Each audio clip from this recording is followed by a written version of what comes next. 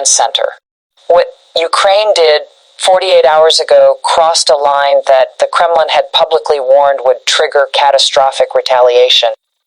And when that line broke, Moscow did not respond with the promised fury. They went silent. Complete, deafening silence. Ukrainian forces launched a precision strike that landed within striking distance of Vladimir Putin's personal Black Sea palace, the billion-dollar compound that represents everything Putin has built, everything Putin had stolen, and everything Putin fears losing. Tonight, we have the full picture of what happened, why it happened, and what Western intelligence believes it means for the trajectory of this war. This is the story of how Ukraine finally brought the war to Putin's doorstep. Imagine this scene. It's 3:47 a.m. local time on a moonless night along Russia's Black Sea coast. In the heavily fortified compound near Jelenzik, a sprawling estate with its own vineyard, private theater, and underground hockey rink security personnel monitor screens showing the surrounding airspace. The estate stretches across 17,691 square meters of the most protected real estate in Russia. Key figures responsible for its defense include General Viktor Avzalov, commander of Russian aerospace forces, personally accountable for the air defense umbrella. Admiral Alexander Moiseev, Black Sea Fleet commander, whose ships provide naval early warning. FSO Director Dmitry Kochnev, Federal Protective Service, whose agents guard Putin's personal properties. These are the men who guarantee the untouchability of Russia's president, who command billions in defensive systems, who stake their careers on one promise: nothing gets through. That night, Ukrainian drones were penetrating Russian airspace designed to test response times, to map radar coverage, and to identify vulnerabilities in the defensive network. The operators in Moscow watched. They tracked the incoming threats. And then, one by one, they realized something terrifying. Not that the drones were heading toward military targets. Not that they were striking infrastructure. They were heading directly toward the most protected private residence in the Russian Federation. And the air defense systems that were supposed to make this impossible, the S-400 batteries, the Panzer systems, the electronic warfare installations, they failed. Multiple projectiles impacted within the security perimeter of Putin's personal compound. Think about that. For 18 months now, there had been signals not from official channels, not from formal diplomatic communications, just whispers that Ukraine was preparing something unprecedented. Ukraine has been aggressive, yes, but they have been calculated in their aggression. Their strikes have followed a certain logic, a pattern, almost a doctrine. But what set off alarm bells in Washington and London this month was that the pattern went dark. Intelligence analysts who monitor Ukrainian military planning know the indicators: the unusual movement of long-range drone units, the repositioning of electronic warfare assets, the sudden silence in communications channels that normally buzz with activity, the recall of specialized operators from other frontline positions. All of that stopped, and whenever Ukrainian command goes operationally silent, it means something significant is being prepared. The targeting calculus that worked for 2 years because it avoided direct strikes on Russian leadership assets, because it maintained plausible deniability on the most provocative operations, and because it kept Western allies comfortable, has just shifted. Zelensky's patience exhausted. Western restrictions loosened. Ukrainian capabilities expanded. When military planners conclude that following the old rules means slow defeat, continued territorial losses, and likely negotiated surrender, that's when doctrines break down. That's when red lines get crossed. Ukrainian leadership made a calculated decision. If Putin believes his personal world is untouchable while Ukrainian cities burn nightly, that asymmetry must end. The psychological sanctuary Putin maintained the belief that the war would never truly reach him personally needed to be shattered. And on that night along the Black Sea coast, it was, let me be very specific about what happened 72 hours ago and why Pentagon analysts immediately recognized this as a strategic inflection point based on satellite imagery and signals intelligence.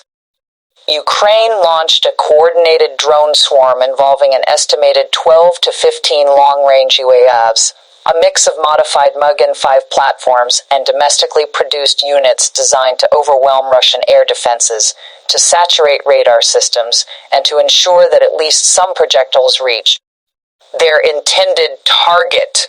The operation required precise intelligence on radar coverage gaps that only long-term reconnaissance could provide, electronic warfare support that temporarily blinded early warning systems, flight path programming that exploited known weaknesses in S-400 tracking algorithms, real-time coordination that suggests direct NATO intelligence sharing. General Valery Zaluzhny's successor, who normally demonstrates extreme operational caution, authorized this strike with full understanding of its implications. That Ukraine was directly threatening Putin's personal property, that Russia would interpret this as an assassination-adjacent operation, and that the escalation ladder had just skipped several rungs. When Kremlin spokesman Dmitry Peskov was asked directly about reports of explosions near the Black Sea coast, these weren't isolated harassment attacks. These were systematic degradation operations capabilities that Ukraine only deploys when they are preparing to exploit a demonstrated advantage. Intelligence confirmed that Ukrainian forces struck air defense batteries on the Crimean Peninsula, including systems that had been repositioned to protect the Black Sea coast after the Palace strike. Ukraine acted before Russia could reconstitute its defensive posture. They targeted radar installations. They targeted command nodes. They targeted the ammunition storage facilities feeding coastal defense systems. In other words, Ukraine targeted the exact infrastructure that was supposed to make strikes like the Palace operation impossible. The components that would have prevented future penetration. This is what made Washington's assessment so significant. Ukraine's operation wasn't just symbolic, it was operational. It represented the kind of capability demonstration that could fundamentally reshape Russian defensive priorities if left unaddressed. And Moscow, understanding that fully, responded with silence. Not confidently. Not strategically, but uncertainly. They didn't launch the promised retaliation. They didn't escalate to new weapons systems. They reshuffled defensive assets. They issued internal investigations. The dog that was supposed to bite didn't bark. And here's where the story becomes even more significant. Intelligence analysts now believe that Ukraine's Palace-adjacent strike was designed to test the credibility of Russian deterrence after months of empty escalation threats. Kyiv wanted to see whether Moscow would respond with the promised catastrophic retaliation, whether Western allies would condemn the operation, whether Putin's red lines meant anything at all. But instead, the opposite happened. Russia didn't unleash devastating revenge. They conducted a response so muted, so uncertain, that even Russian military bloggers expressed visible frustration. You don't get the Kremlin's attention by playing it safe. But this week, Ukraine did.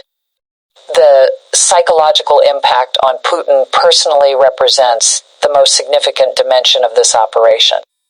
Putin built his entire political identity around being untouchable, unpredictable, and capable of projecting power anywhere while remaining personally insulated from consequences. Putin's entire war project depends on appearing invulnerable. This strike directly challenges that appearance. Putin cannot acknowledge the strike because that would admit his defenses failed. But Putin also cannot ignore it because his own security services now know they failed.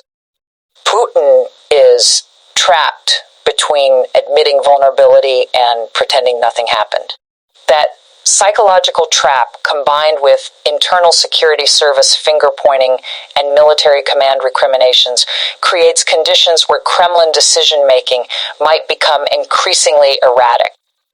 Defense analysts speaking with multiple outlets under condition of anonymity describe Putin's situation as cornered a psychological state that historically produces either capitulation or dangerous escalation. But Ukraine proved this week that they remain both capable and confident.